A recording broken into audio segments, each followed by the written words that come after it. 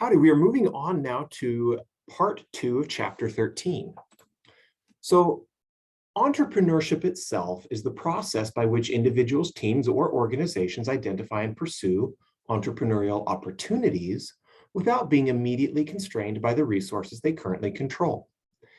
If you ever, or if your company ever comes across an opportunity and you're not sure how to pursue that opportunity, it may be that you need to seek help, you need to seek funding, you need to seek partnerships to make it work.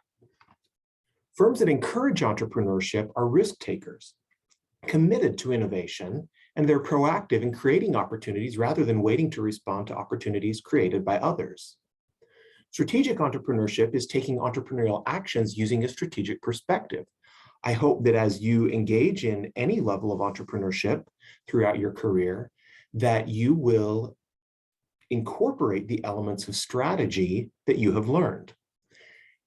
Strategic entrepreneurship is also engaging in simultaneous opportunity seeking, looking for something new, and competitive advantage seeking behaviors, trying to beat out your competition, and also designing and implementing entrepreneurial strategies to create wealth. Corporate entrepreneurship is the use or application of entrepreneurship within an established firm.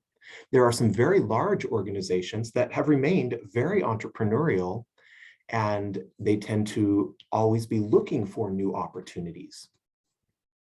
As a process, entrepreneurship results in the creative destruction of existing products, goods or services, or methods of producing them, and replaces them with new products and production methods.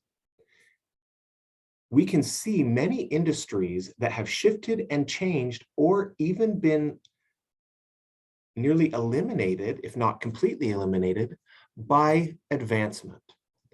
We don't buy horses and buggies anymore. It used to be a thriving industry in transportation, but we buy cars now.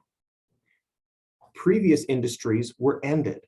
There have also been many technologies. If you think of just how you listen to music, we don't buy cassette tapes or CDs anymore. We stream music, or perhaps we download digital files. The advancement destroys the value of the product or service that came before, but it leads to something better.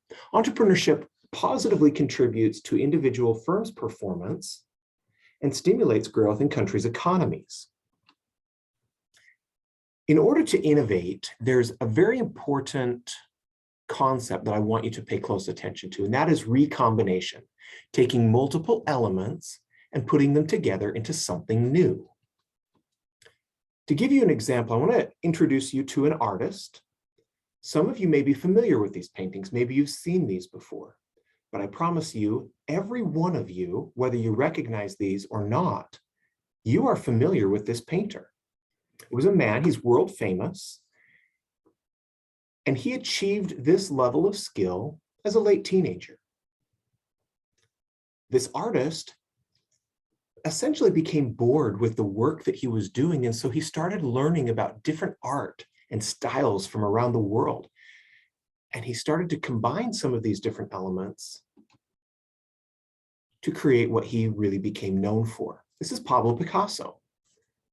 By taking different elements of different styles of art, including that he had learned to do from a young age, he was able to create something that allowed him to become world famous.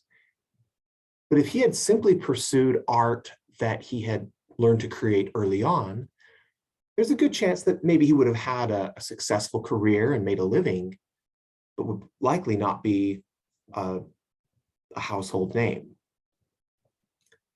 So recombination takes different elements of something that already existed and creates something new, that creates an invention. Another example of this is we could look at your smartphone that you have sitting next to you right now and think of the different elements that went into that. Particularly, think about the first iPhone. It combined an iPod, a cell phone. Cameras were already being incorporated, but that was a different element that was brought into the phone, GPS, and other things that allowed this new phone to be much more than simply a telecommunication device. we do so much more with our phones than simply talk or even just text. Many elements were recombined to create these new products and many products that we see.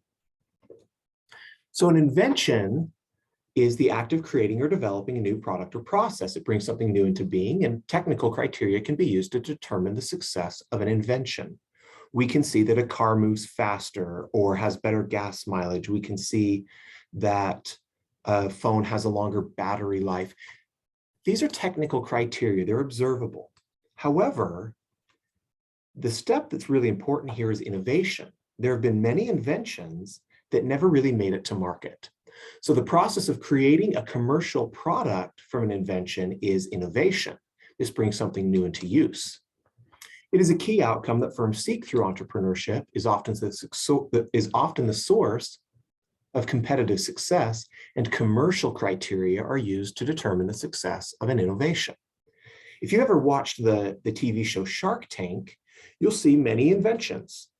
Some of those inventions are adopted by these venture capitalists, and others are not. And usually the reason that they either do or do not invest hinges on one question: what do the sales look like? Are people buying this product that people have created? Innovation shows that there is a market and that you can actually take that invention and connect it to that market. And ultimately, if there is successful innovation, then this does lead to imitation, which is the adoption of an innovation by similar firms.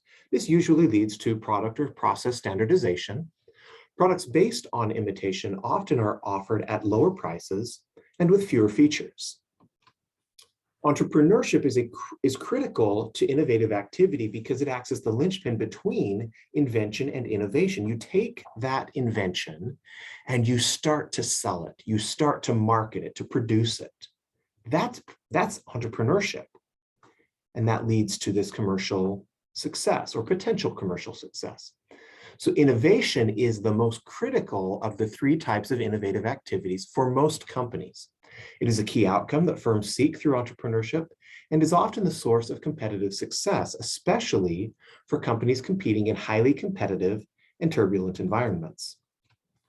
So question number 2, I want you to identify 2 meaningful innovations and identify pre-existing components that were recombined to create those innovations.